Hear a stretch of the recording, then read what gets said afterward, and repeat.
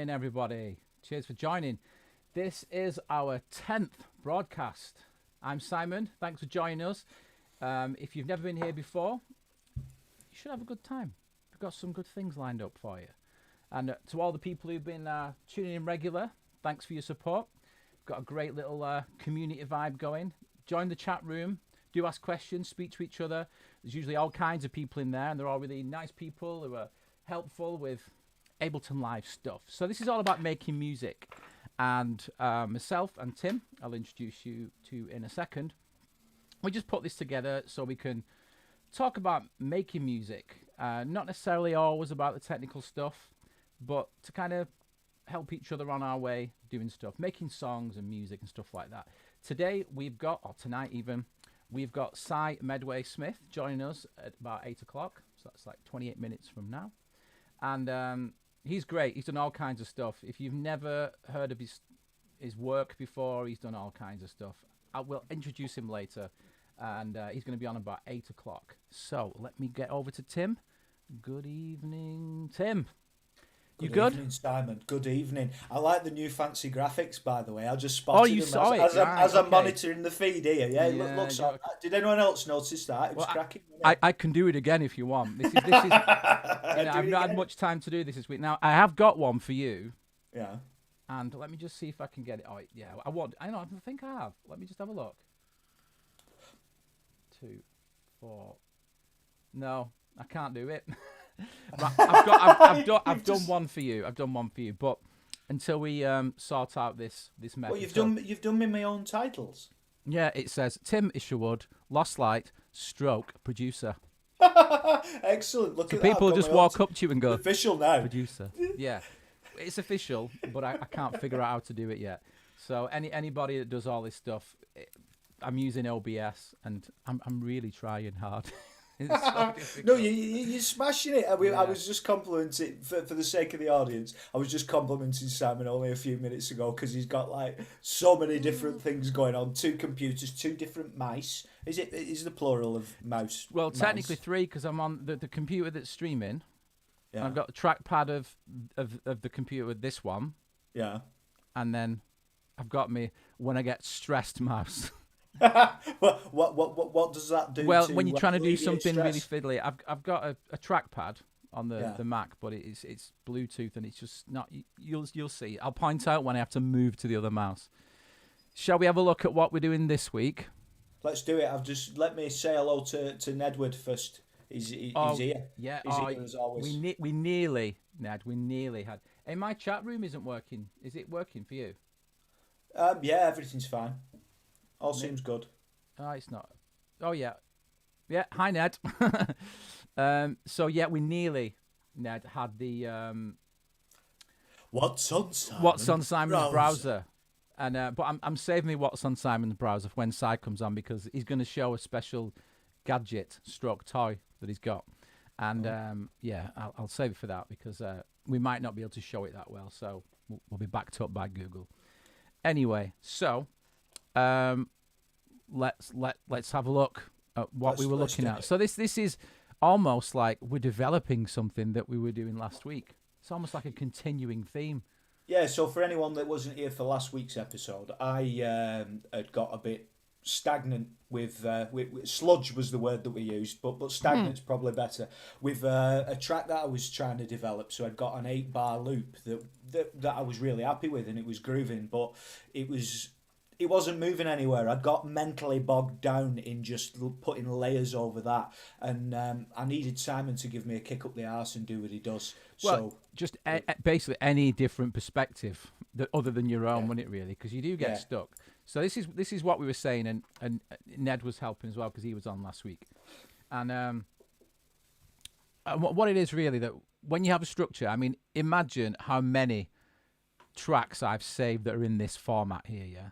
In session view, because if you use live in the kind of the way where you can create something, jam on it, and kind of develop riffs and build a track, sort of most live users kind of like it. I mean, not everybody does.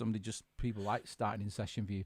So depending on how you've got into live, you're obviously going to have a certain perspective on how to finish tracks. But if you use it this way, particularly you being guitarist and vocalist, you can kind of just use this like endless tape machine vibe where you can just have a bit of guitar here and jam against something else. Suits me fine completely. I really like it. But eventually, if you want to play it, has my camera gone off again, Tim? Yeah, it has, Simon. Yeah, I was just going to say. Okay, but it doesn't matter. I can get it back on whilst I'm doing this. But let me just try and I'll just quickly try. Start video. It's the old start video. Is it going to do it? Oh, I think I've got black screen again. So. Black screen's better now. It's all right. Yeah, if he does it again, I'll be all right afterwards. Anyway, it's not. You know what? Right, hang on. I know what it might be. Just give me a sec. Right, but anyway, we've changed cameras, everyone. Please bear with us. Just a moment. Just a moment. Oh, I know what. I'll just change back to. Change back to the other side cam. Yeah. I don't know how though. I just like. It's too many. Oh, no, only many because. buttons. Only because. Oh, there you go. Here we go. I couldn't see it from up there. I'll just put that one on. Hang on.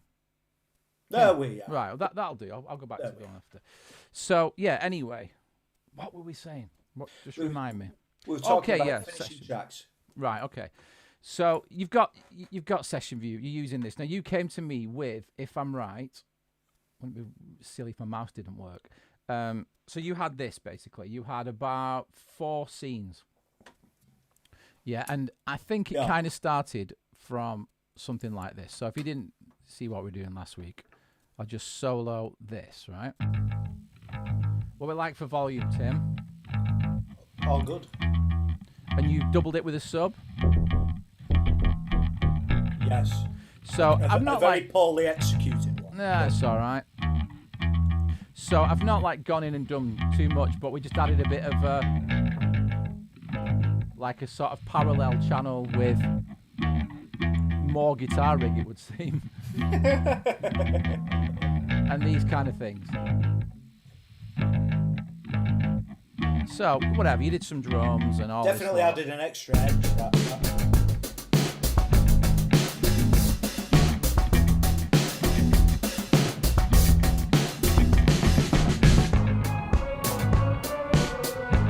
So yeah, you add these bits, and you can move in and out of them by launching scenes, which is great.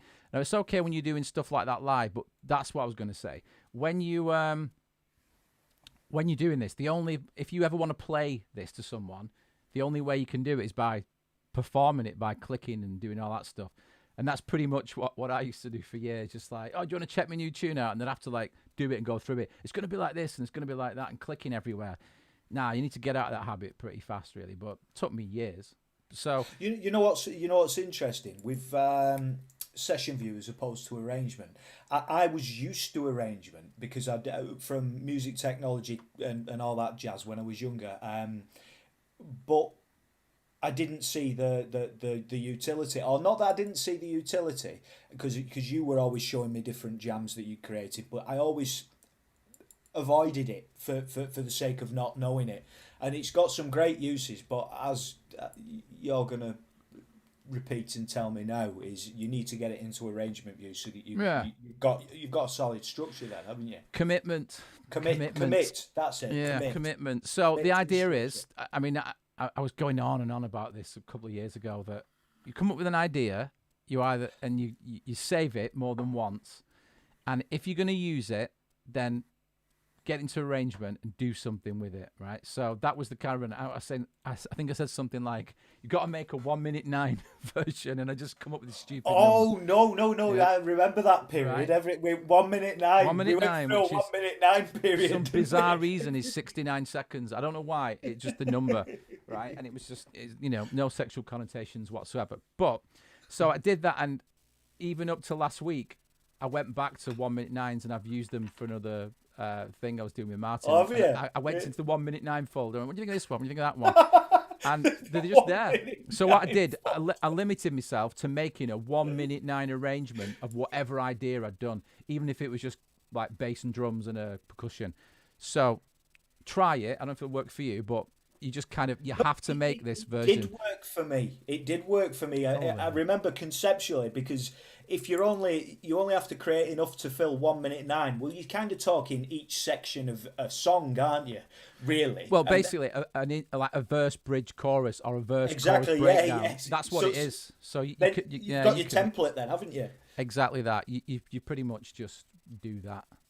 Anyway, so that was the premise, if you like. So what I said do to this one is to help you get from one place to the next, right? So what I did straight away is make a new section out of what you got. So it's kind of like remixing a section. So I'll just slide into this bit. There's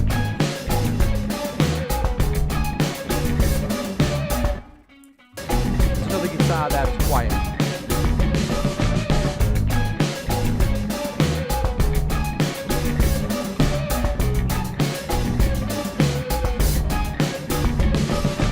So that was kind of, it's probably going to be the chorus, right? Just based on, you called the bass line chorus bass or something. So I went with that. So it's different. The first bass line is this one.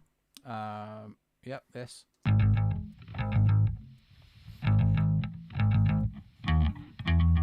And then this one. So it's a different chord progression. Yeah. And then you doubled it with a sub. So we can make that tighter and better. But anyway, so... Not shit. No, Yeah. it's all right. So then you got your organ.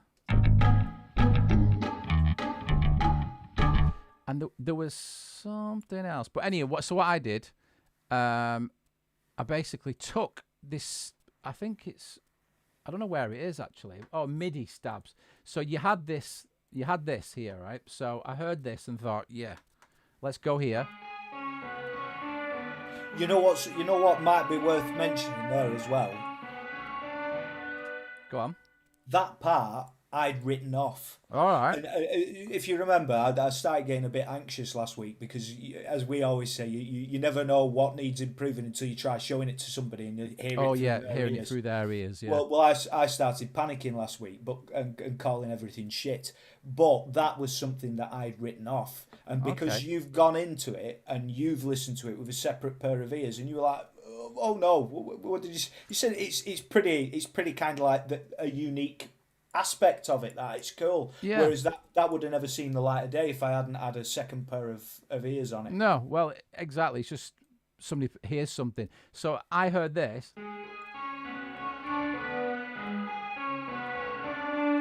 Not necessarily the sound, but I just chucked loads of stuff. Did you do this chorus? Or have I done that chorus and flanger? I think it might have been you. Right, so I've made it wonky, but that's not really why I did it. So what I did, because you had put it in MIDI, I just sent it out to the sub fatty. I just copied the MIDI down, and actually the timing wasn't like great, whether it was me or you, I don't know. But so I recorded this, and it's not perfect. So what I did, I took the I won't try and send it to the sub fatty now, but this is what I come up with one. So yeah, like that. So it's quite dry. No effects on it or anything, just like where it's going though. And then I did it again, a different, so more twangy. Let's call it twangy. I'm just giving myself a bit more volume in here because I like it. So you've got this, and then I did that thing where I did a parallel channel, and then I just sent the input into here, and then I just put a auto filter and a limiter. And if I put this in, should get a bit more low end, yeah. And then I just thought, well, I'll put your riff back in. Bit of a kick drum. Just to give it a bit of shaker. Put your drums in.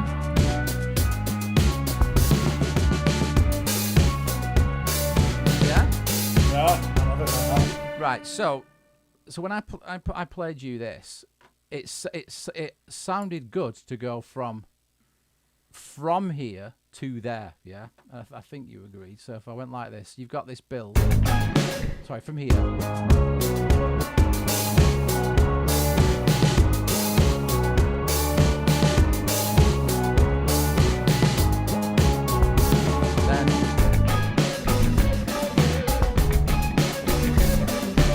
of a release, isn't there? Yeah. Right, so you agree?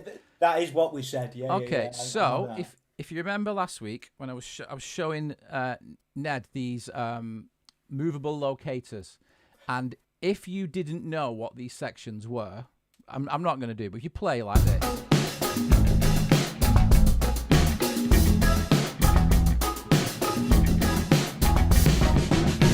And what I'm doing is I'm just over here.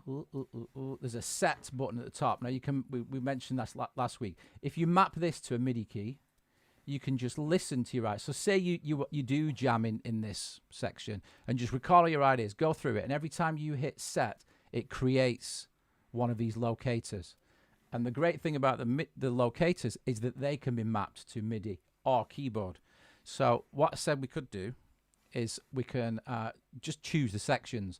Now, this is something that other people do, and I kind of had this idea, just thought of it myself. There's like DAW's like Reason have got like an arrangement track, and I think Logic has it as well. But it's like, certainly don't make me want to jump ship or anything. But if you just select a region like that, a blank MIDI, Shift Command M, or you can right mouse click, insert MIDI clip, and then it'll insert the MIDI clip, the length of that. So all I do now, I just call that structure. Now this is for like a lot of, because I'm doing this on Wednesdays, and the Keith Mills and his Finish More Music thing happens on Wednesdays as well. So I've always got competition, but you can replay ours. And it's something that he advises as well. It's just get a structure. And if you listen to your favourite track, you've probably heard this loads of times, get your favourite track and just pop it in above there and copy the structure. All good. Basically, I can't be bothered doing that because, you know what's right. If you're working with like electronic music, and you're making it for a dance floor, you know what works. You know when things should come in, because it's like if you deviate from that formula too much, it's not for the dance floor, is it? It's for something else. So if it's experimental and so on. So anyway, so you've got this, and if you want to, you can break it up. So this bit, you just Command E or Control E, which will split it up. And then just for now, I'm just going to like give it a different color. So the lighter the color, the whatever the section is, or whatever you want to do, I'll just make that one blue or whatever. Oh, go on. What's your rule? the lighter the colour, the what? I don't know. The more introductory near the beginning it is, and red, or this kind of pink colour is like I need your attention now. Oh, is that what? No, it depends what I'm doing. So it depends. If it's like a mixed thing, I'll just label it. But anyway, you get the idea. So these things here. So straight away, what I'm going to do is this section here is a bridge. It's not. It's a bridge between the bridge. Really, I mean, people have full arguments about this in songwriting forums, but the bridge is between the verse and the chorus. It's the bridge that links them up. Well, what's the other argument? Well, that people call a bridge like a middle eight or a mid section. A middle eight is an 8-bar section. Well, it doesn't have to be 8. That comes before the last chorus. The rules are there to be broken, but True. yeah. But a bridge traditionally is, or a pre-chorus, as our wonderful friends could say. But anyway, so when you move in time in live, you just need to select an actual time amount. You don't have to select the whole of everything. So I want to get this, and I'm going to cut the time because I want this to go there and I want that to go. Do you know what I mean? It's like, so if you select this now, just so you can see it, you go to edit and you can cut time, which is Shift Command X or Shift Control X. So if I press this now, I've cut it. If I don't press Shift Command X, sorry, my fingers aren't working. It's done it, but it's having to think. But that's what I do. Oh, it's gone. Yeah. So It's I can finishing. either, so now I can push this along. I'll just take the locators off. So if I now press Command I to insert time or insert silence, I'll just show you where that is up there. You're editing and creating. So you're going to insert silence. If you select those bars, press that. Was it 8 bars? I've just cut. I can't remember. Yes, it was. Yeah. All right, well, I'll have to do it twice, won't I? So if I do this now, though, here, because I cut the whole lot, if I press paste, it should put it back in. It wasn't. It was only 4 bars. Right, okay. So, well, no, actually, it is because that it is 8. So, well, this is a good one as well. If you want to get rid of that, Shift, backspace, and D, it'll just delete time. If you want to know where that is, go there. I used to have your. Well, I don't know where it's in a box somewhere. I had that keyboard that you gave me. Oh, you've got that, have you? That you gave it to me. Why is that something you've been looking for? Well, if you're not using it, just give it back, man. I'll Anyway, so let's just get. So there's your verse. You start off with this.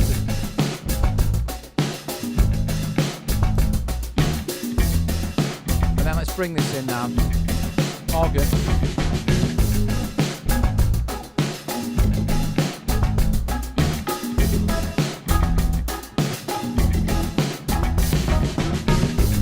One more time. One more time round. Yeah, we'll go for it for now because your intro probably won't go for that. So then we go to this, and at this point, not worrying about transitions, where there's any instruments missing, pure structure, right? So that kind of works. Now, also this, I would say that the first time round, just get it out of the way and straight into the chorus, because that means the chorus would be in like 40 seconds. But is for now, half the bridge? Yeah, half it. But for now, I agree. For now, we'll just go like that. So you get to this now.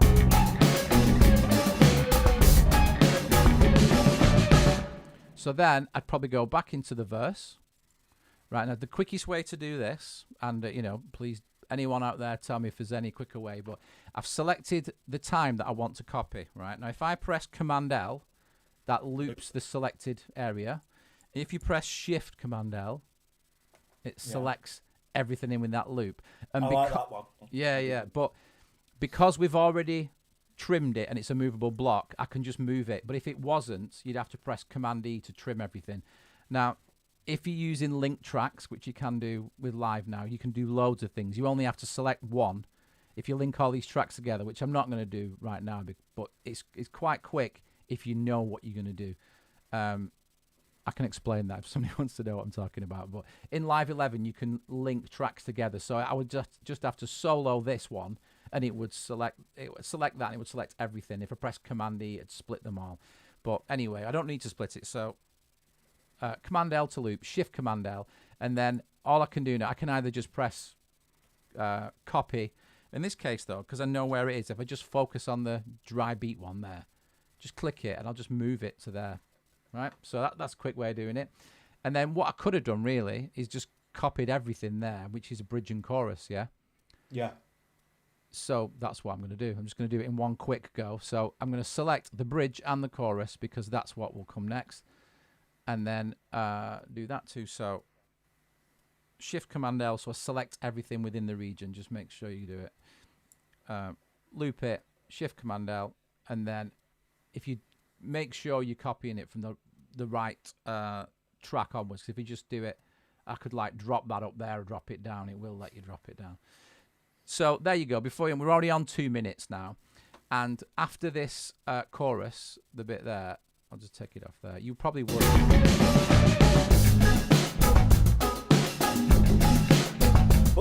But straight away, it feels psychologically. It feels well. We've moved along now because we're starting to hear it without having to do anything ourselves. Yeah. In its song structure.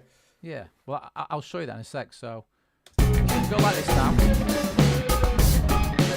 Good job. Oh, I was going to cut that one. So I was just going to oh, it's a structure track. That's why I was just going to mute the drums just for 1 bar or 2 bars. Drum fill. Whatever. We always do that. Yeah. Anyway, so you do that. So before you know it, you're getting along. So you can see the, if you actually like focus on this, if I'd have called that verse and that chorus, I could have just like focused on that and picked the whole section up and moved it, if that makes sense. Yeah. So that's kind of the chorus. You can start going through and labeling them and doing that sort of stuff. But before you know it, what was that now? That was the chorus again. The pink bit, and then we probably have some sort of breakdown. So just so I can kind of know what I'm going to do, I'm going to copy the bass and I'm just going to chop into it. So if I just go here, this is where I'm using a different mouse, Tim, because is this a stress mouse? Well, no, that's the trackpad, which is great. You can just go like that, but I want to. It's like you click it. I think it's the surface I've got it on. See, like that there. Not happy. But if I do it on this one, I just click and it just clicks and it's. So I'm holding control down. I'm just going to go I'm sure you could tell me all about it in even more detail when we're tracking vocals on Friday. Yeah. Well, you'll see. Anyway, so you've got, Yeah. but only because we can now. Right. So I'm just gonna do that. I'm going to change the grid to eighth notes and bring that. So I know that I've got some kind of different thing. I'm just going to click on R for reverse, and I'll just reverse it. Anyway, so you get the idea. I've got another section. Yeah, whatever it is. So, like we said, we'll have 8 bars or 16. I'll just copy the drums across, that kind of thing. You know what I mean? So, you get the idea, yeah?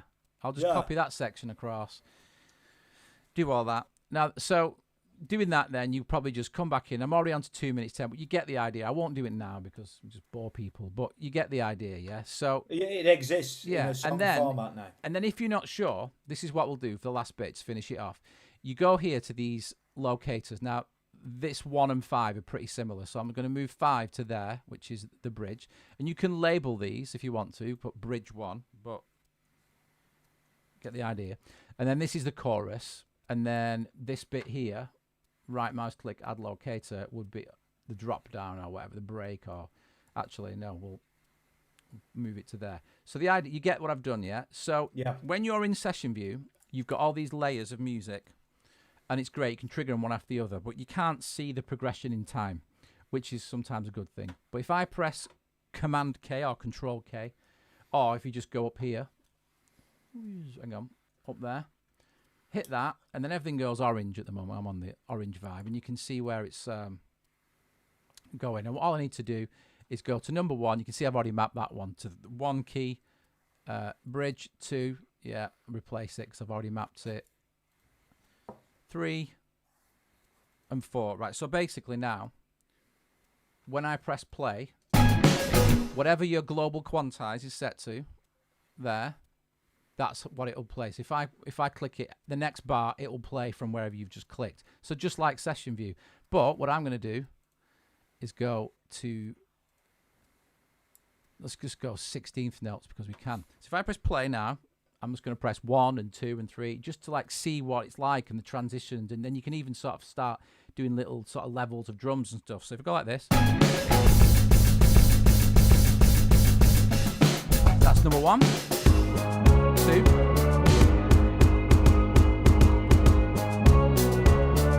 So then on the chorus, 3, 4.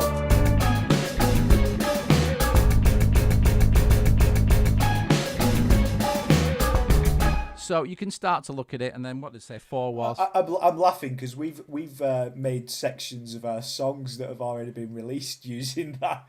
I'm sure you must have got the ideas from some of our bits from doing that. Yeah, of course, of course. So.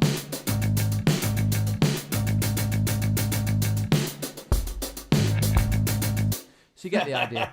So the idea is that you can almost treat it like session view anyway, because you can have the section and bring bits in and out. So, and then what's even crazier, that once you come to the end of it and you want to like perform live and stuff like that, say you've got all the right levels in, I'll just put it to 1 bar. If I then think, oh, that bit there is wicked, right? Select time, and then right mouse click, and you can consolidate time to new scene. So where we've spent all this time getting it into arrangement, make it into a song, when we start doing things and like going to live or doing remixes and things like that, if I just go here, like number 8, and just select that scene there, and then go back here, right mouse click, consolidate time to new scene. So all that time in a vertical row, it'll just turn it into a scene super fast. Boom, there you go. Then that's like a new scene now. So any content on those tracks within that time selection has now been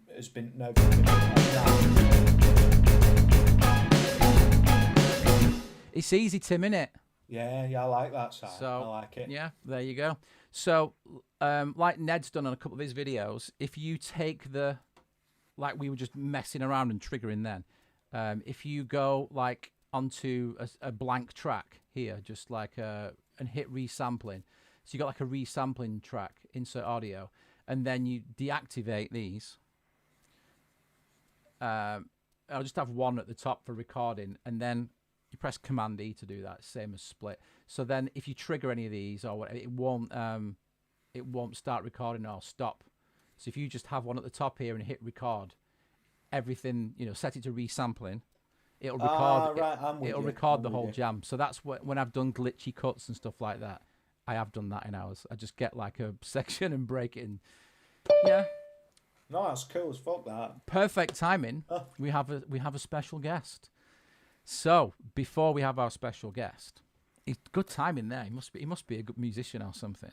So let me just stop sharing the screen here, and then let's make that like that. I'm gonna try and change my camera. I prefer the other one, but it's okay, that isn't it? Just a bit white, innit? It's a bit white. Yeah. So what I'll do now, our guest, if you missed the beginning or you're not sure who SIE is, now SIE is a many roles: musical director, mix engineer, producer. He's done all sorts. He's sort of last sort of, well, I'll let him tell you what his last big thing was, but this is a track that I absolutely think is great, and this is Björk, and in fact, it's two of our friends that have worked with Björk, you know, Tim. Say that again. Two of our, don't look away. Two of our friends have worked with Björk. Shlomo did the of course. Did the vocal sounds, and SIE mixed this track. So I'm just going to play this, and I'll bring SIE in. See you in a sec. Just check this bit out, the middle bit. He's just, I think Björk's awesome anyway. So anyway, here we go. SIE's awesome too. So here we go. This is Yoda, I think it's called. Yeah, here we go.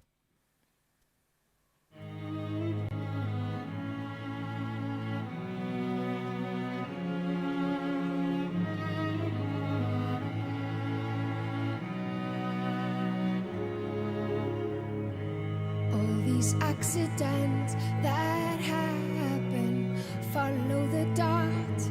Coincidence makes sense only with you. You don't have to speak. I feel emotional landscapes. They pass on me. The riddle gets solved. And you push me up to this state of emergency. How beautiful to be state of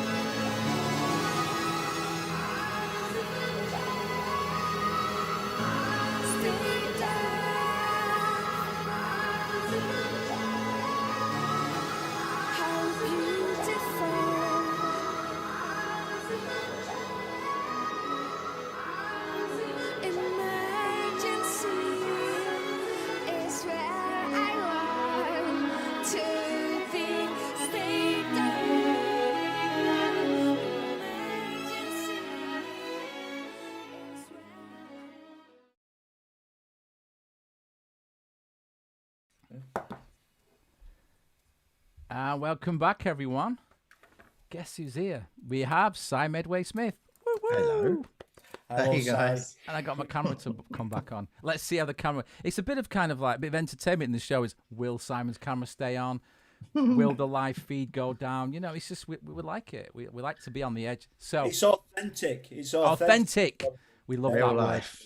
word. Real life authentic. So Si, welcome. Been trying to get Cheers, you on mate. for a bit. You know, we've wanted this to happen, and it was just everything was right. All the dots connected for this one. Yeah, absolutely, mate. So great to have you on. We've known each other for I don't know about 7 or 8 years, maybe. I reckon. Feels It's like coming- more.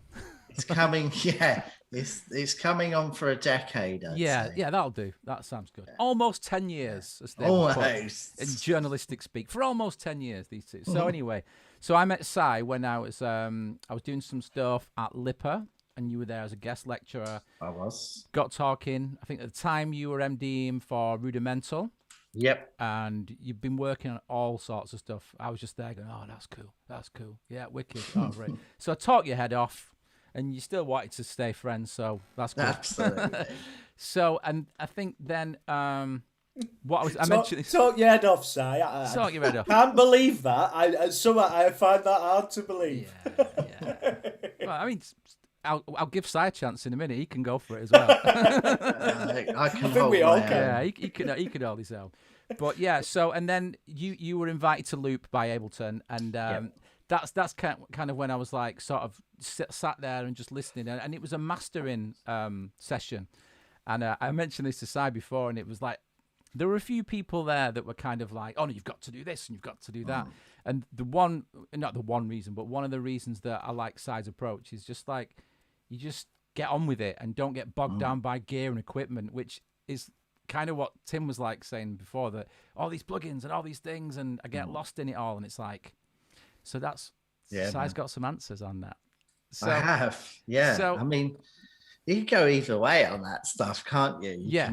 You can just spend your whole day going into a rabbit hole and coming out with nothing, or you can just get stuck in and not care about all of that, what you should be doing stuff. Yeah, exactly. And I mean, for me, it just comes down to how does it sound? Does it sound good or does it not?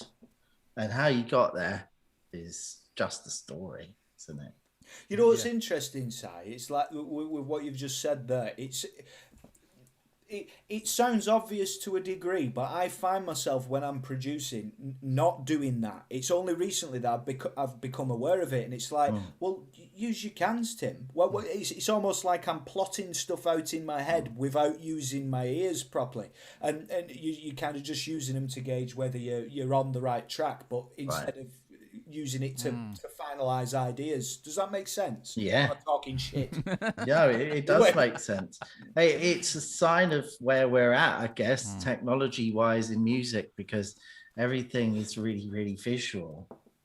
And when I started out in the old don't hold back. Don't hold back. Go for it, Go on. sir. That was When where I I- was moving to. When I started out, it was tape machines and samplers and Cubase on an Atari, which looked like shit. So you didn't remember want to look at it. So you were just listening to everything. And then as technology progressed, you know, the eyes came into it too, which is a good thing. But now I feel like the eyes are relying on it more than the ears sometimes. Absolutely. And that's why I've kind of found my own sort of what's the word I'm looking for? Workflow. That's a word that we like to use, isn't it? Workflow. I found my own workflow, which is a balance between what I'm looking at and what I'm hearing. No, well, I was going to ask you that because when we first met, one thing that absolutely floored these people in this mastering seminar was that, and people say, no, do you use Ozone and do you use this? And you were like, no, I just use Ableton stock plugins. And I could hear everyone's jaw drop. And I was just like, and I was like, geez, right, okay. And like, I think you showed I think I can even remember the track. You know, there was either. I think at the time you were working with, is it Talia? Oh, Tala. Yeah, Tala Yeah. and Charlie Tala. Brown, I think it was. And Yeah, it was that's one of right. those. And you showed like this EQ, and you were saying, you know, I did this, did that, and put this there. And everybody just went, oh, fuck, that's good. And it was like, so, yeah, I mean, so what you just explained, you started using tapes in studios. Now, I sort of came into it, you know, guitarist, and came into it like via the musician's route, if you like. So I sort of missed that out a little bit. I mean, I sort of sat in studios where it was happening, but I didn't have a clue where to start. And a desk pretty much freaked me out, to be honest. Only to realise and then eventually be audio production tutor and things like that, where it's like, no, it's just the same thing over and over again in a strip, but it does actually freak people out, doesn't it? And it does. And yeah, that's so many times. So when I was, you know, an engineer, and I've started off as a tape op, making tea and coffee in the studio, and then eventually I became an engineer. And the amount of times people that didn't know anything about studios would come in and they would say, as they look at the desk, do you know what all those buttons do? Yeah. there's obviously too many buttons for you to Don't know, you know but what all of of them those do. I was like, yeah, I do. And they're like, how? Yeah. And it's just you learn one channel strip and you know. Yeah. And all that routing stuff, but which is kind of like, I know it sounds really obvious that I'm going to link it to Ableton Live, but the because obviously as a certified trainer I have to explain this a lot, but the whole routing thing and the channels is kind of based on the vertical, you know, the sort of channels. Signal flow, exactly. And I think it's actually quite easy to see, but also quite flexible with the routing, and other DAWs are like that. But I think you can kind of just, I want that to go in there, and it does, you know, and that sort of thing. So would you say that that's given you an advantage knowing how the physical hardware works? I would say so. Yeah, I think so. Yeah, I think so, because, you know, when I'm working in Ableton, whatever I'm using, a compressor or an EQ, anything at all, I'm in, my first point of call is the real world. What did I used to do with this compressor in the real world? For instance, the glue compressor, it's based on an SSL bus compressor, which I've used a lot, which I still use a lot. And when I use the Ableton one, my conscious self doesn't know whether I'm in a real life scenario or a software one. Right. So I'd say, yeah, it definitely gives me, helps me. So, and how would you, well, I mean, you're kind of answering it as well, but how would you give advice to someone who's only started in the digital world? Is it worth them trying to get into a studio and trying it? 100%. Yeah. 100%. Walk by, you know, like, what's the place where you go and sell your gear and you've got no money and then you can buy it back? Pawn shop. Yeah, but there's like a chain. There's a chain. Oh, yeah. Gumtree now. No, but the store, the Word of tat. You know, it's yellow and blue. The store, that's it. You know. I think it's great that we don't know what it is. Generator. Cash generator. Cash there you generator. go. Yeah, So these my northern advice, guys should know. My advice. We know all about that up north. Cash generator. I need to go out, so I'm going to go and sell some old beer. I gave him a cash generator. So Sorry, Si. No, I'd say if you can't get into a real studio and use physical hardware versions of stuff, go walk past those places every week and just keep your eye on the window and just start buying cheap, rubbish, old pieces of hardware, because you'll find, you know, some really good little gems in the rough there. Some crunchy old compressors and pedals and EQs. You'll find them. Yeah. And you could buy it, try it out, and then take it back. Generate some cash. we just got some guys jumping in on the chat now. There's a bit of a delay going, cash converters. No. That's second rate. You want cash converters for first class tat. Absolutely. I can't see the chat. I don't understand that. Why? It's my chat and I can't see it. No, I'm running it now, Simon. I'm sorry. I It's, want it's, to see it's it. mine, not yours. No. Oh, okay. You have to make him a co-host. Yeah. Well, no, I'm doing it from here, and I made him a co-host. Now I can't see it. I don't. And I've got. Oh well, say hi to it. I don't know who's in there. You see, I have no idea now. There's a movie in this. There's a film in here somewhere. Oh, I know what it is. 2001: A Space Odyssey. Oh, no way. Good music there. But so the computers are gonna take over. Yeah. The computers. Yeah. Well, apparently so. We've all got chips in us now. So anyway, but yes, that the thing about the analog stuff, and I know that it's kind of a lot of people have these, like, I look at these Ableton forums and what is the best thing and what should I do for this, and I just think, oh man, you just gotta do it. Like just all these. You've got to commit, haven't you, to something? We're living in a time where everything is good. I mean, absolutely everything. If you want a synth, there's 100 good ones. If you want a drum machine, there's 100 good ones. If you want a compressor, there's 100 good ones. It's like, where do you go to? Yeah. And I guess you just commit to stuff. Look at people that you like, find out what gear they use, and commit to buying a piece of gear that they use. Yeah. That's I know a few people. I bought Josh Hobbs' guitar. Josh Homme. I had this moment on that side where two of the shops that I used to run, in between the car park and the shop was a PMT in Bristol. Oh, yeah. So I had to walk past it every single time, and then I'd never fully appreciated Queens of the Stone Age, and I was on a mission, and I walked in there, and the fella said just the right thing to me. He said, "Oh, that's what Queens of the Stone Age use, And next minute, I've walked out to there like dropping a ton of cash and paying for it for the next 3 years, rather than going to cash converters and getting myself a nice bit of hardware. Now you know, mate. Now I you know. We all make mistakes. So we learn from them. We're always learning. Wherever you are, you're always learning. But yeah, so just talking about some of the stuff you've done. We had that Björk track there, and I remember sitting next to you and we were just chatting at Loop, and there's quite a few things come on like in between, like the seminars. You went, oh yeah, I mixed that. Oh yeah, I was engineering that. And I was like, oh man. And there was loads of good stuff that I just can't remember what particular. But what you're working on right now, and what's good to you, or what surprised you, or what's kind of made you go, oh, that's good, they're onto something, whether it's like a particular band or production or... Okay, yeah, so that's two questions. That's there's what loads doing. in there, yeah. And, I don't know when to stop, mate. I don't know when and to what stop. am I into? I tell you what, I heard a record. I'm just gonna get it for you. It wasn't by Lostlight, was it? This is probably the best record I've heard in a few years. Okay.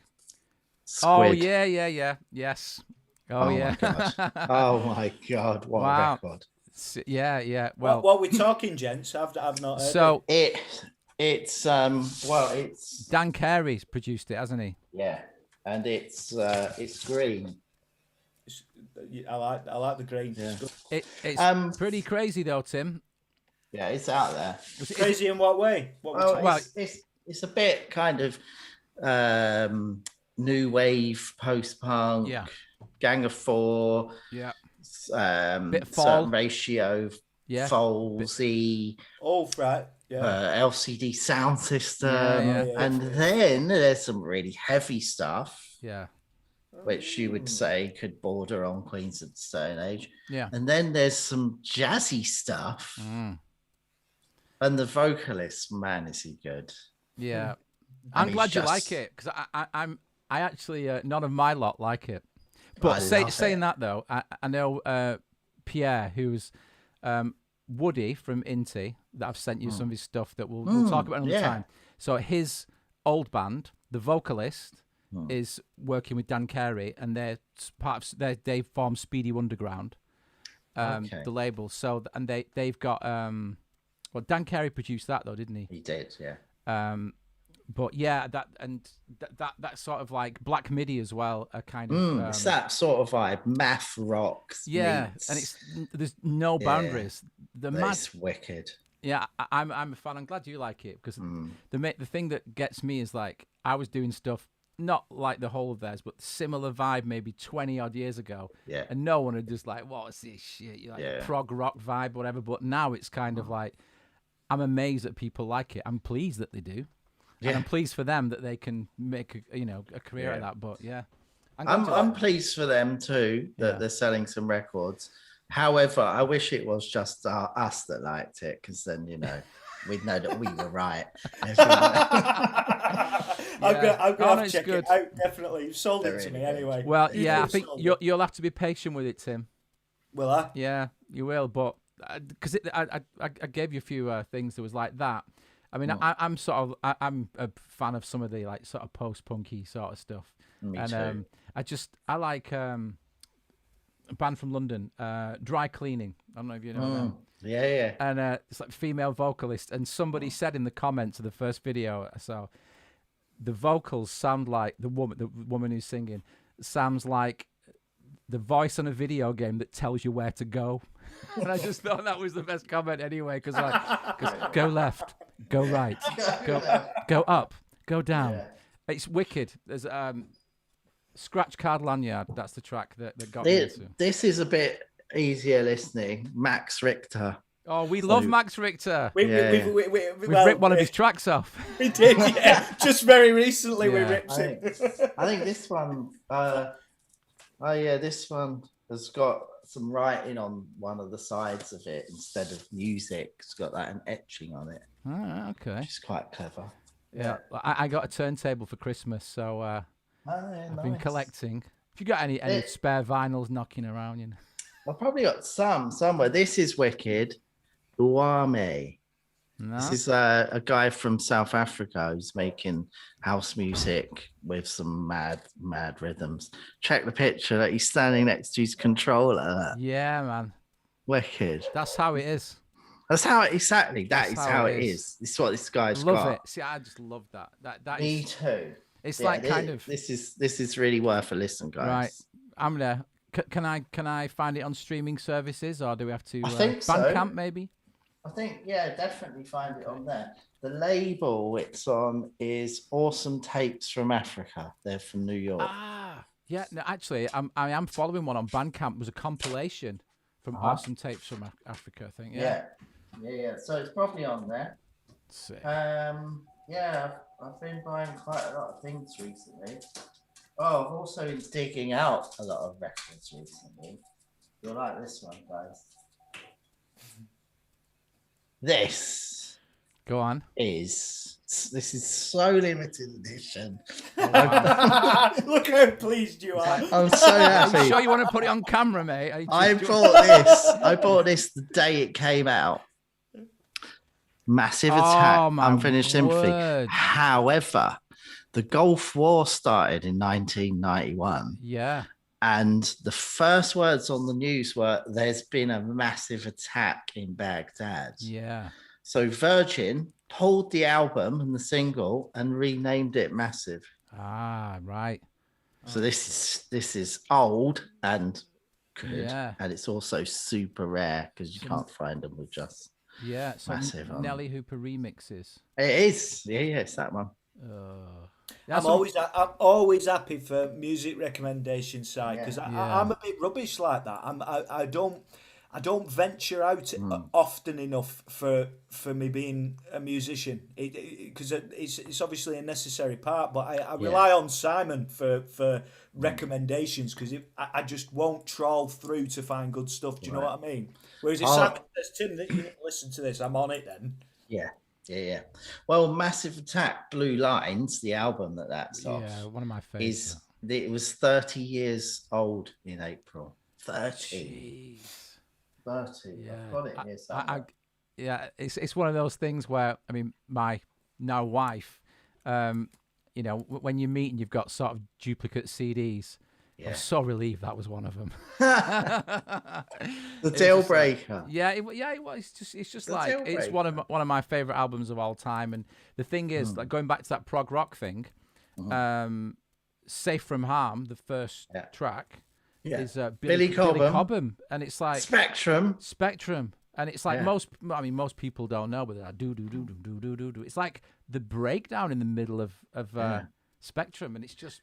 That track I bought Spectrum because of that record, so I kind of went back when I discovered where all the samples were. I went back and found all those records. Lifetime's work. It just you can't know. I mean, this is like real crate digging and earworms and finding the right stuff. And because I know that bass line itself. I was at college with the guys from Star Sailor.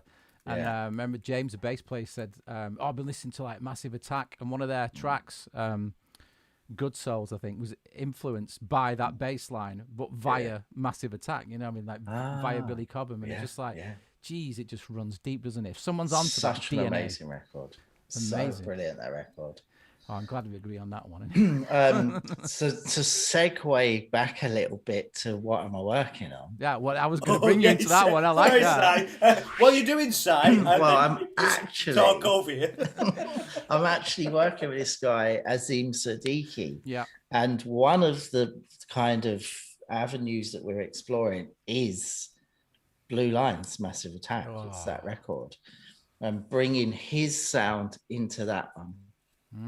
So it's kind of a Blue Lines meets Burial Archangel. If you mix those two albums together, platinum. That's what we're doing.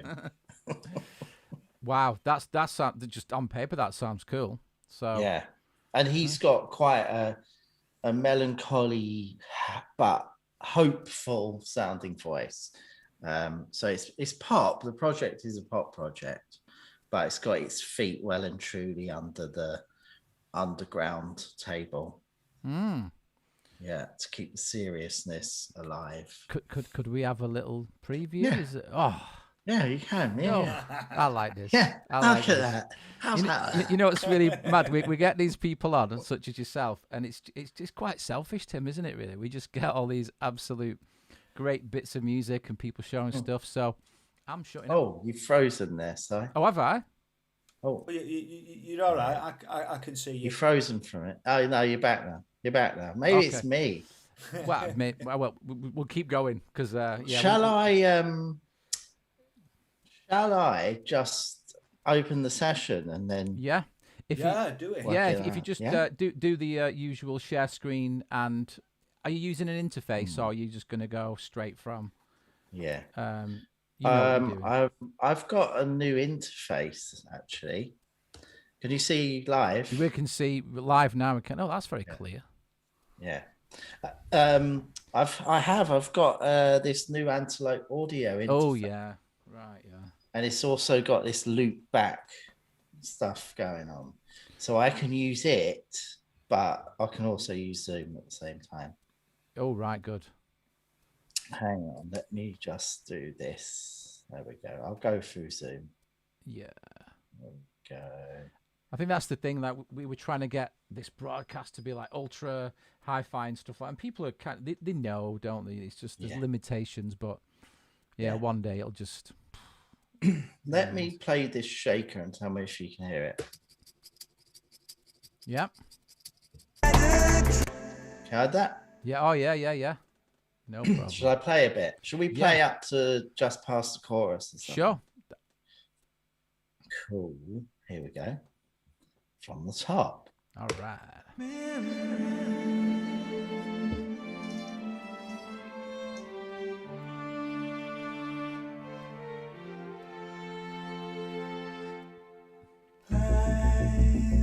Fades away like an awkward guess. My memories want to stay. Time stood still when we first met. In that moment I remember every word you said. It was raining when you told me you loved me in my heart. The sky was blue.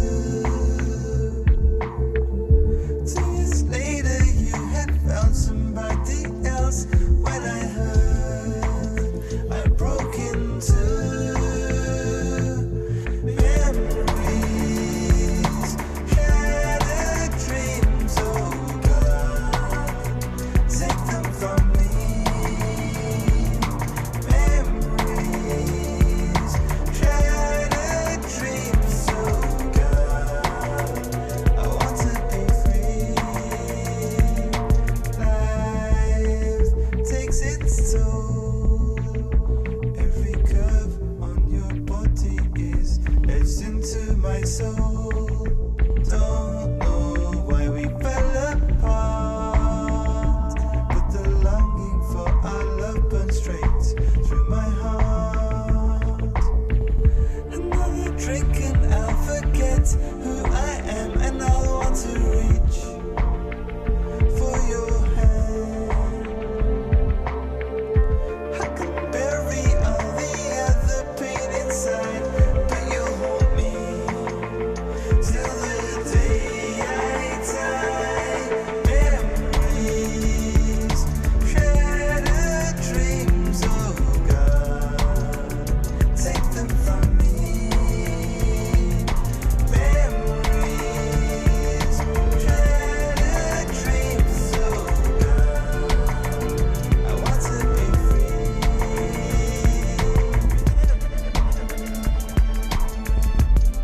Yeah, man, those strings there.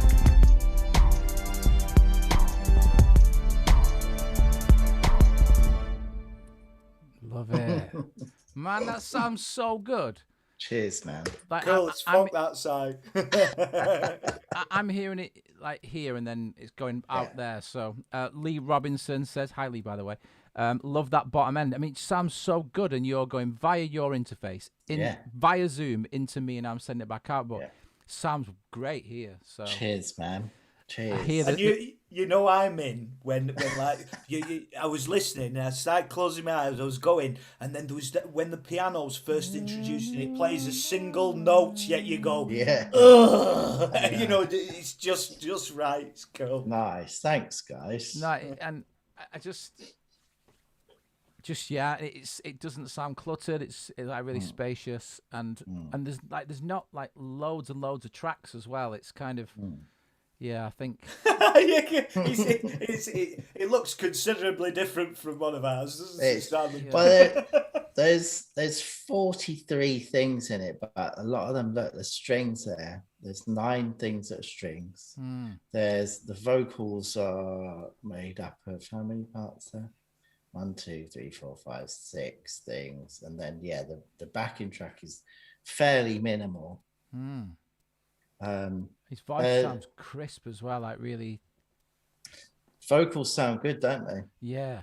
Yeah. So what did you record the vocals with? Or He did those at home. yeah, He's got I think it's just a Rode MT1 or yeah, MT1. NT1. Yeah, I know that. Yeah, he's got one of those. I mean, if we'd been here, I'm a massive fan of the SM58. Yeah. I'll tell you why. So I did, as you know, Si, I did all my apprenticeship days at a studio called My Loco. My Loco, yeah.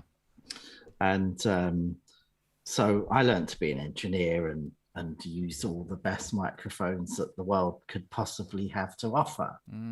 And I was on a U2 session. Howie B was producing it, and I was Howie's engineer. So I guess I was engineering it. Yeah, man. And so I was a bit nervous. You know, Bono was coming in to do a vocal. I was really nervous. So I went into the booth and I set up like 5 of the best microphones we had. So in the vocal booth, there was probably like 100 grand's worth of microphones I set up.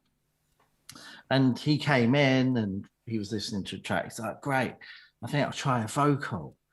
He said, have you got a 58? Got an SM58? I was like, yeah, we've got one of those. So I went and got it. I thought he'd, have a little vibe.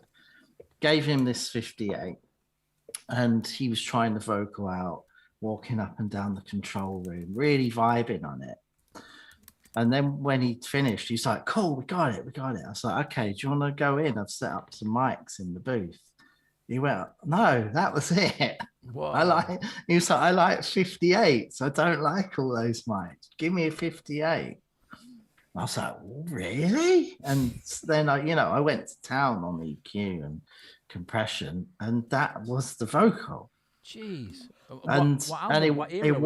It wasn't just him. So as you know, I worked with Björk, and she did the same. She's like, give me a 58, because she wanted to be in the control room and just vibing around. So Jeez. 90% of her vocals are on a 58. That's cool. Yeah, and then she does go in the booth and do bits of vocal stuff, but 90% is a 58. Yeah. Wow. And then after that, I was like, I'm not going to bother buying an expensive microphone. So I've got about 5 of those just in case they break. I can hear everybody in this chat room just scrambling buying 58 stuff. We've got a 57 here that's Tim's. This one. What's now I know it's the pop shield and the fitting, but what's the difference between a 57 and a 58? The pop shield. Is that it? That's it. Yeah. Right. That's it. Right. And this particular one that I'm holding, so a really good mate of mine is a guy called Jackknife Lee, who's producer. And he was in a band years ago called The Amazing Colossal Men. They're like a punk band from Dublin. And they did all right, I think. They signed a big deal and got paid loads of money and went on the road. And in fact, is it this one or is it this one? But this mic, oh yeah, it's this one. This was the mic that they took on their world tour. And on it, it's got etched into it, Joey. And Joey was the lead singer of that band. And apparently, when they were in America, he didn't take his leather pants off for 2 months. Oh, good God. Oh, my That's his microphone. I don't want it. I take it away. So now you know. Now you know, this is Joey's mic. Joey's mic. As long as it's been nowhere near his pants, we're Exactly. okay. So, you know, because I remember that one of our friends, he's an MC, like drum and bass. He's Andy C's MC. He's a muck. He's a muck, yeah. And he uses, is it an SM58 beta? Yeah, they're the best ones. They're like the. So what does that do that's different than that? Is it some sort of different curve? Yeah, they've got slightly better. They pick up slightly higher frequencies than those. Right. But you can EQ it in. Right. So it still captures it, but it's still captures it. Yeah. You just with that one, the bog standard one, you got to add it in. Right. With the beta, it'll just sound a bit better. I probably should have a beta here somewhere. Right. If anyone wants to send one in to Si, you know, I would love one. But just while I've got you on that subject, because I've got you can just about see the bottom. I've got a blue bottle mic. Oh yes, nice. Which I acquired. That's there's a story behind it. It's all totally above board, but I won't bore people with it now or incriminate myself. Yeah, is that the one with the funny top? Yeah, you can get other attachments, but I've just got the one that it came with it. But yeah. It's like wicked. Not that I'm the most reliable source of microphone information, but it's absolutely beautiful, that thing. It really, really good. It just picks up everything. Like when he's tracking over there, I can kind of be here and I can tap the desk and you can hear it. Yeah. And it's just mental. But I think it's just got this, it's got like a really, I mean, I don't geek out too much on this stuff, but it just sounds great. And it's got like the old sort of power supply, and then it's got, you know, I love microphones. I'm mad about mics. I'll tell you. Do you want to hear a story about a power supply and a microphone? Please. Of course. Of course. So, at my loco when I started, we had a really good mic selection. We had a Neumann U47, which is quite a famous microphone. Yeah. They're famous for being very, very expensive. Yeah. And sounding okay. They probably don't sound as good as your mic there, but you know, there's something about it. And so we had one at the studio, and people would come to use that microphone. And I was told, you know, by the studio manager that if I broke the microphone, he would break me. So I took it very seriously. I looked after this microphone, but it was old and things go wrong with old equipment. Yeah, of course. So I'm on this session. I was assisting, and the engineer said, "Si, can you get the 47 out of the booth and put it over there?" I was like, "Yeah, okay, yeah, sure."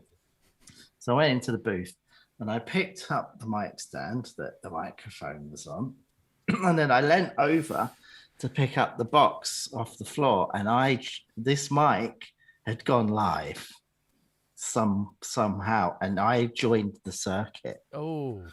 And it threw me like in Back to the Future when he hits the guitar. Yeah. It did that. I flew across the studio. If I hadn't flown across the studio, I'd have been dead. And I went upstairs to the studio manager. I went, I was really pale, and I said, something wrong with that U47. He's like, "You better not have broken that." No, it broke me. And he came down with a voltage meter, and I think it had like 400 and something volts going through it. Oh my God. Jesus. So I was really lucky, and never again have I held the power supply and a mic stand at the same time. Oh, geez. So it was high voltage but low current, and that's why you're still having this conversation now. That's right. Yeah. Oh man, it was pretty bonkers. Not cool. It hurt. It really hurt. Like the top of my chest, across there for days, where the muscles just went. Yeah, it was the mass contraction, like really fast contraction. It like muscle twitch. Yeah. Ooh, yeah, I can. Wasn't good. Not cool. Don't do that again. And if I was a younger man back then, it'd probably kill me now.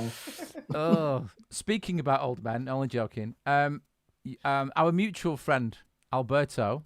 Yes, You've been doing some music with him as well, and I asked you about the difference between the music you played before you're working on, and you said that the other stuff was a bit more dance floor orientated, which is these days.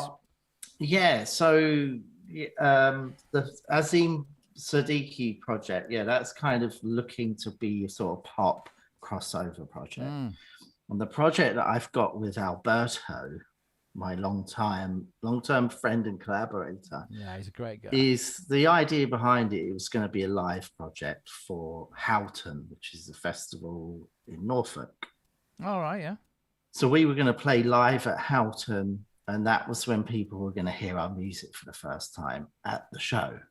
Right. And then we were going to release it afterwards, but everything happened. Houghton didn't happen. So we thought, I will make a record anyway. Of course. And do it the traditional way. So let me play you something. Yeah, if you don't mind. Please do. It is, we don't really have a name for it yet.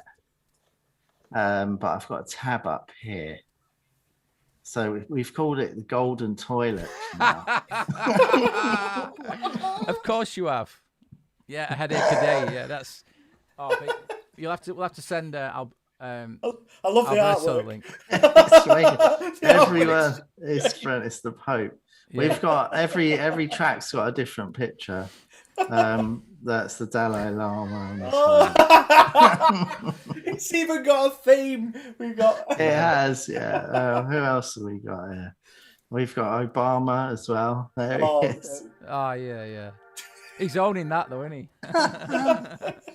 But this is an example of what it is. Okay. It's kind of electro meets Detroit techno, minimal techno. I'm vibing already. Come on, let's do this. Here we go. Can you hear it? All right? Yeah. Maybe pump it slightly, but. How's that? Yeah, I think so. This is a banger, this one. Yeah, it's kind of a nice dynamic waveform there. It looks nice. Looks really nice.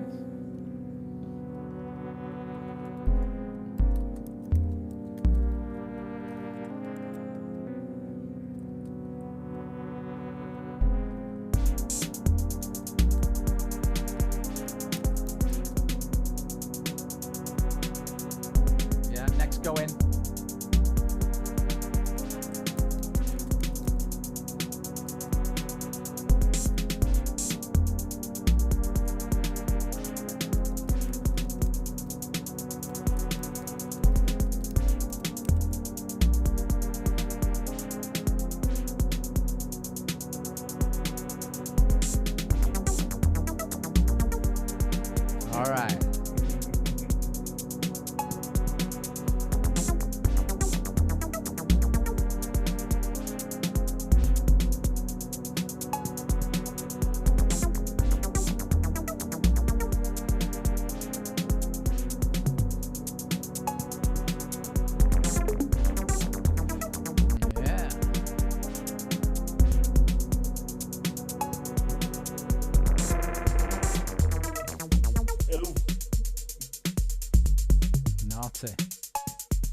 It is naughty.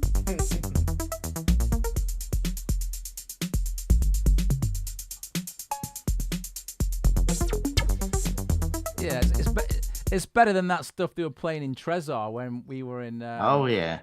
Yeah, that's great. that's good, man. Let me play you a little snippet of another one. So how did you work on that with Alberto? Who was doing what? Were you just sending it back and forward? Or? We were sending it back and forwards, yeah. So I would start them with just a couple of sounds, you know, maybe a beat and a little pad or something. And then I'd send it to Alberto. He'd add some stuff, send it back. It went back and forwards about 5 times. And I think now some of these, my job will be to edit them. Right. To take some things away. I'll play you a little snippet of this one. I can't remember which one this is. The Dalai Lama one. The Dalai Lama, a bit of a I love how he's wearing underpants. No boxers, underpants. Yeah. Straight brief, mate. Yeah. This one's got some guitar in it, I think. Oh, yeah? Oh, right. Yeah.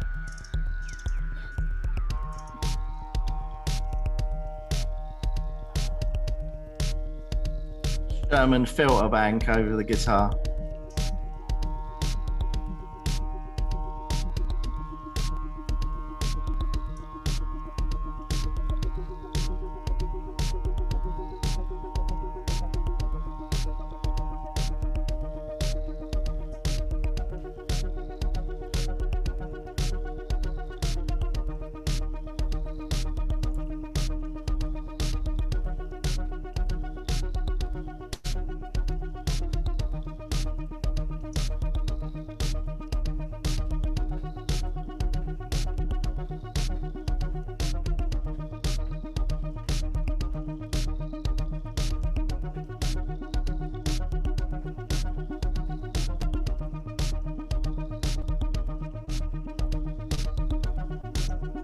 I'll whiz it on a bit.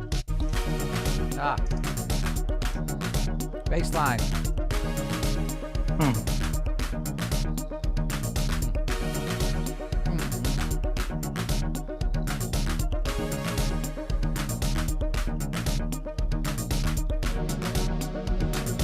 They're all really long. Yeah, no, it's a They're vibe. really Cool. It's cool, mate. Yeah, definitely. Cheers, man.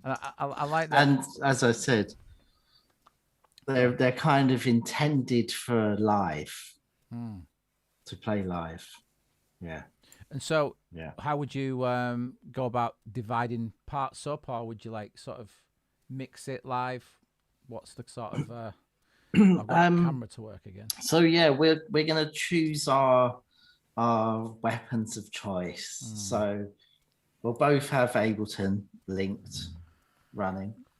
Cool. And I'll have this. This gives me an excuse to talk about my organelle. That was the next thing. Yeah, oh, this camera's shite. But so I was going to ask you. I'll have I'll have this organelle live. Ableton running live, both of us as well. He's got some synths. Here comes my cat. Hey. My cat wants to get in on it. Oh, he's he's just sitting down. I had to lock my two outside because they were causing a litter tray incident during last week's episode. All we could hear was them scratching. I know. Show us the mine do things like that. So this is the organelle. So after speaking to you today, I checked their videos out, and their videos are so wacky, amazing. So this, I know. So any way you can give us a bit of sound from it? It's gonna be hard. I guess I could. I'm gonna switch it on. It's booting up. Can you see the lights flashing? When it's on the little display wall, there you go. Hey.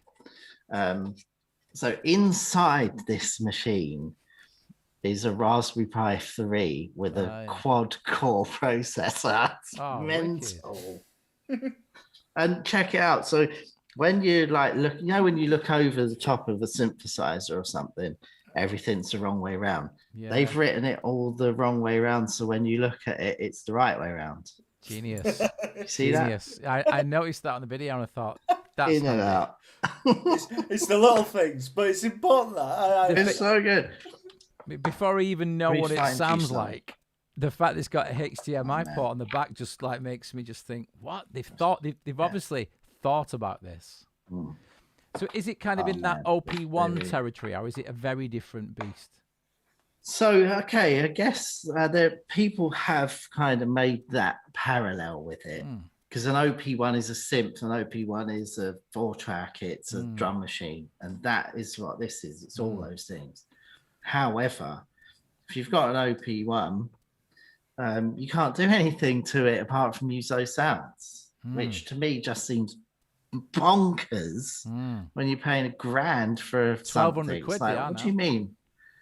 1,200? It's like, what do you mean I can't tweak it? Stop it.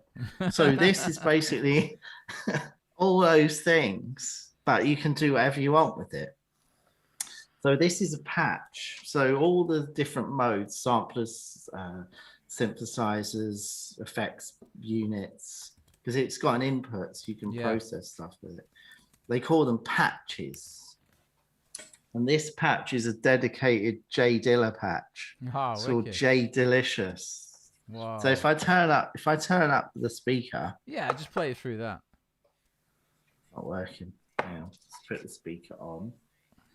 On. Don't worry about that. It's usually us that've got the technical difficulties, Si. We got patient audience. Oh yeah.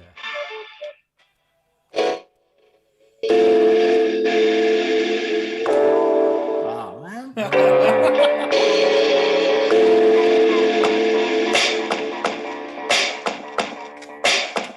Yeah. It's so wicked. Oh, wicked. So that's just one thing. There's this sampler, retro drum machines. So every patch has also got like a little sequencer in it, so you can record. So hopefully it's still got a pattern in. Yeah. So that's a Yamaha RX 11. Oh yeah. Jeez, that is retro. CR78. Yeah. Not here. It's not very much. Drumulator. I didn't program much into it. TR77.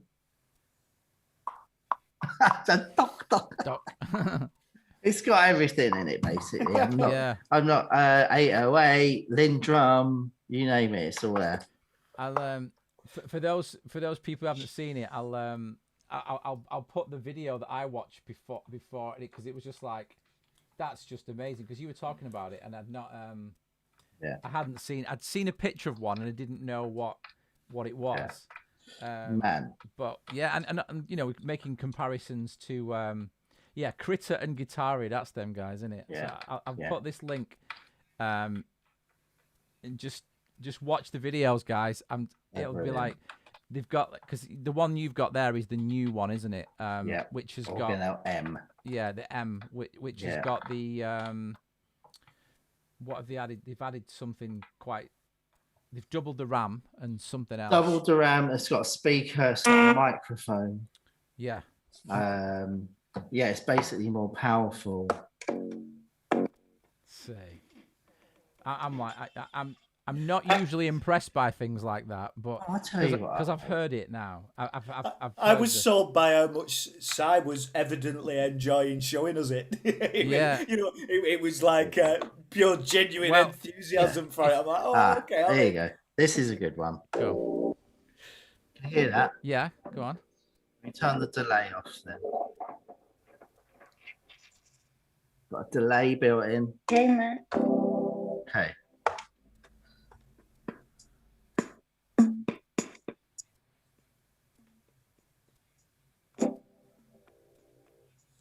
Yeah, it's like the volume because I think Yeah, because it's not doing it just. yeah, it's Ah, yeah. It's oh no, cutting it's, out, isn't it? it potentially sounds awesome. But Hey, man. there you go. I think there you go. Yeah, I think because you were a bit Guys, far back, it just did that noise cancelling thing. But we can can't tell do that it. it's got some It's cheeky sound. super good. And I plug it into my interface and I have it coming through the speakers. Oof. It sounds so wicked. It's also got Ableton Link. Yeah, yeah, you're selling it to me. I was showing Si this thing here. This is Wi-Fi. Are you getting paid as a sponsor for these I'm things? not. I should be. Not at all. No. I was talking to Alberto the other day about it, and he said, "Si, I want one now that you've told me about it." Yeah, I'm strangely drawn because I watched the video that I've just put. I've just put a video in the chat there, and there was two. There was one that was talking about the upgrade, but then the other one just explained what it was. And there's the sampler side of it, and the samples were just really class. And then they were doing the guitar effects, putting the guitar through it. And I was like, right. Yesterday I plugged in I've got a drum machine over here, plugged it in, and I was going through loads of the effects, treating it, and I turned the drums into a bass line. It was so good. So what, has it got some sort of like envelope follower or something? Say that again. Has it got like an envelope follower? Or how did it? It's got so many things. I'll tell you what it was. Way back.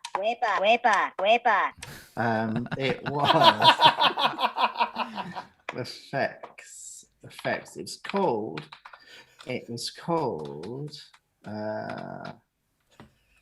so many. It was Guitar Synth 27. Guitar Synth 27, of course. Guitar Synth 27, and it was what was it doing? No, it wasn't that actually. I can't remember what it was now. I'll have to look into it. But there's a LFO delay, a quad delay, rhythm delay, vocoder, wow and flutter, like a tape emulation, deteriorator, which is like just destroys everything. Yes.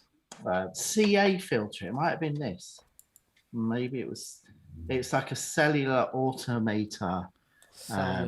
Generative algorithm effects unit to put anything through it. It's mad, this thing. Yeah, I think you stumbled onto something great there. I mean, it's and it's less than half the price of an OP1, and it's got that kind of rogue element of just taking it and so you can sample something when you're out and about with the yeah. So do you need an external mic? No, it's got one in there. All right. Okay. Mic in there. Yeah. I bought this as well. Like after I got that, I bought this. I haven't actually used it yet.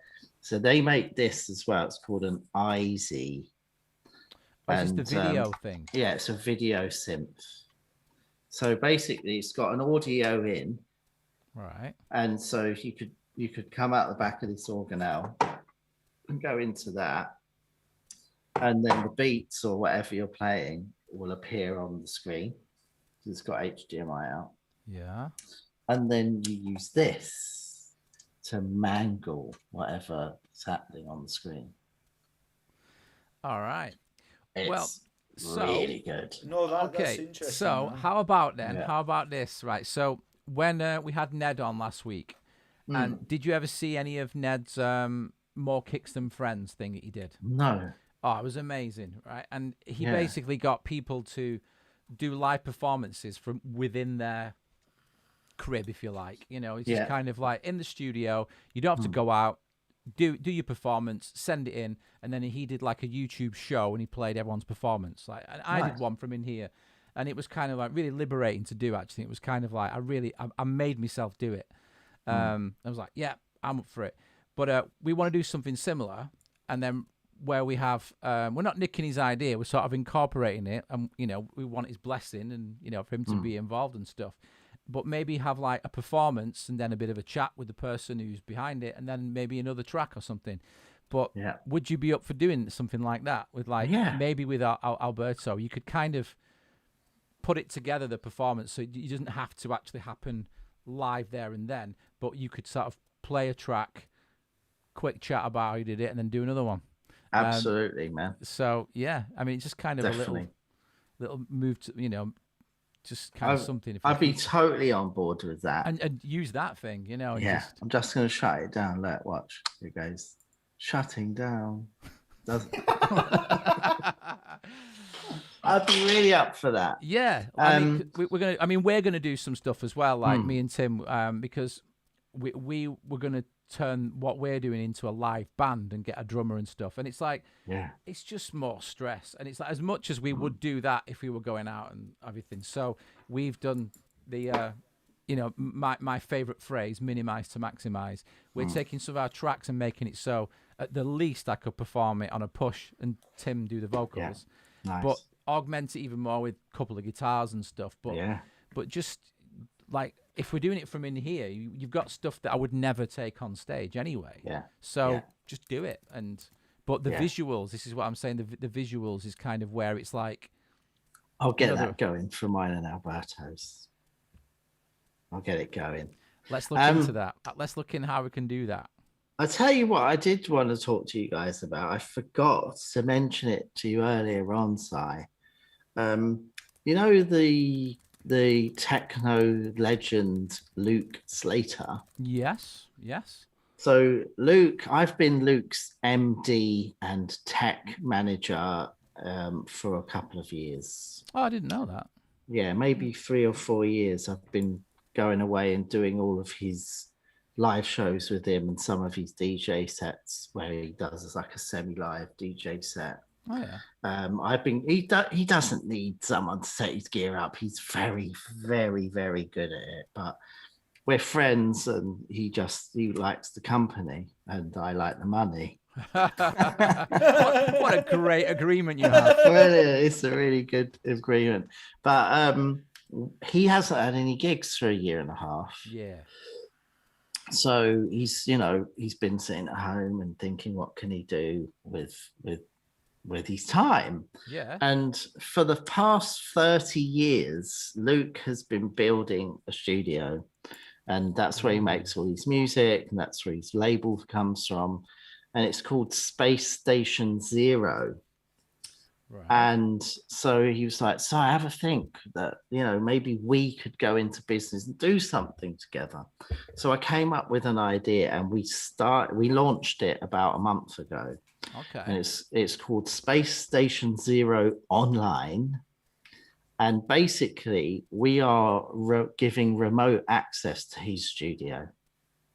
So if somebody's got a track and they want the sound of a real 909 or a real 808, they send us the track, and then I reprogram it on the real drum machine, put it through some outboard, and send it back. And we're also offering mixing and mastering, and we've just started mentoring as well. So last week we had this guy dial in from New Zealand for a 4-hour session with us. So he joined us in the studio on Zoom, and we've got the whole studio coming into Zoom from the desk. And basically he was into Detroit techno, so we had like a 4-hour Detroit techno session. Let me show you. That sounds amazing. Yeah, let me show you. We've got a website and everything. It's on Luke's website at the moment. Here you go, Space Station Zero. There's Luke. Here's Space Station Zero. Is he in Brighton? Is he in Brighton? He lives really close to here, yeah. Yeah, because I think I saw him at what's the thing that I used to come down for every year in Brighton for Great Escape. No, that one, the other one. BMC? That one. Yeah, that one. I've not been down for that for a few years now, but I think he was there. And okay. I think he probably was. Yeah. So look, for the first time since its creation, Luke's opened the space station. along with renowned mixer, engineer, producer Simon Medway-SMITH. Never heard of him. Never. Heard So of this is the studio. He's got him. everything. Oh, look at that. That's naughty. Guys, he's got everything in here.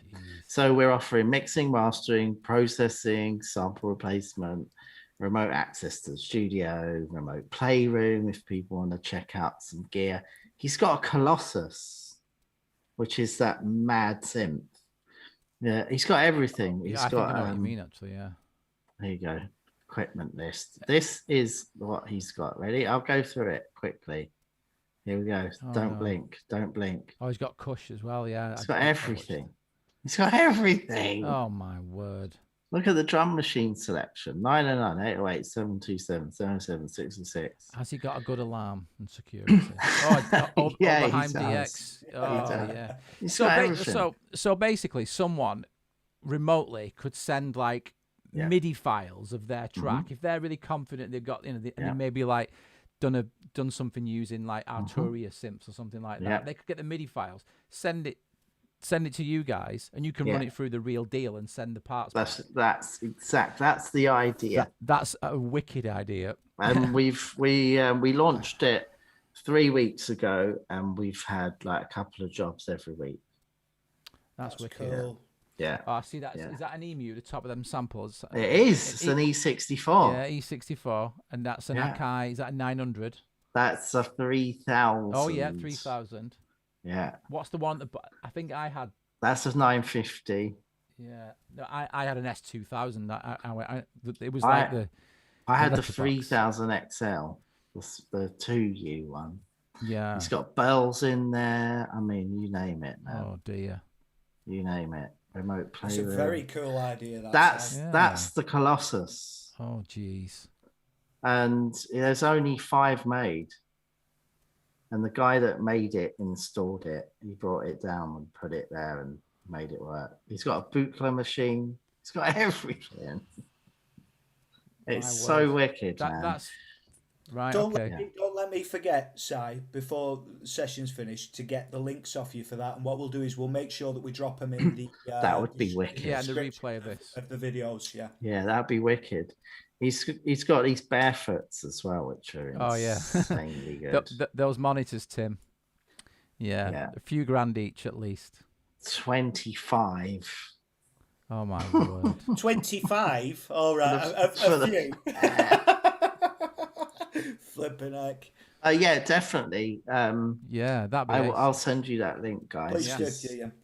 Some of your guys might want to check it out, and I know that Inti was in before, and we've got Lee Robinson, one of our regulars, saying, "Nice to know this is in Brighton. I'll be round for a cuppa and a play soon." Yeah. Well. The only thing is, it's remote access. We're the only ones in the studio. Yeah. Sorry, Lee. Sorry, Lee. Sorry, Lee. You can join us on Zoom, and we'll put your drums through stuff. You can almost touch it. Almost. Almost touch it. Well, listen, Si, we'll round up because we could just go on, and you know, I'd rather end on a real good where you're up to right now, because I know we can do that. So, thanks for coming on. You're welcome. Thank you, Si. Thank you. Stay right there, because I'll. Just gonna get this for you. Sorry. Oh yeah. There you go. You can. I've got the link. I'll put it in the chat here. So I know Tim's got chat access. He has usually, but unfortunately, I think my MacBook is about to die. It seems to not be operating. You're kind of frozen as well. So. There you go. Oh, you're back on. Well, if you can, Tim, stick it on, because I'm on a different computer than that, and it just gets messy. At the very least, it'll be in the description when it's uploaded to Simon Lyon Music, and that leaves me to my point that I've not done yet, guys. Sorry for the shameless plug, but if you like what's going on here, make sure that you check the links afterwards for the stuff that we'll put in from Si, and make sure that you subscribe to this channel and the Simon Lyon Music channel. We don't say it. Subscribe and hit the bell, please. Yes. Yeah, there because you you'll go. find out what's going on, because we're going to start doing a few more rogue things on the Simon Lyon Music channel, aren't we? Like some sort of live stuff and work in progress things, and just a bit more rogue, because it's just kind of more interesting. So it pops up on your phone and you're about, you can just watch it. You know it is. Definitely. So, yeah, we're just going to play out with our music. But, Si, stay where you are. I just want to check in with you before we go. Here. But thanks for coming, guys. Usuals. Thanks Thank you for very turning much, up all the Simon. time. Thank you, Majorly everyone. appreciated. Speak soon for another episode. Take it We'll see easy, you all. next week. He's going to play on it. He's going to do it.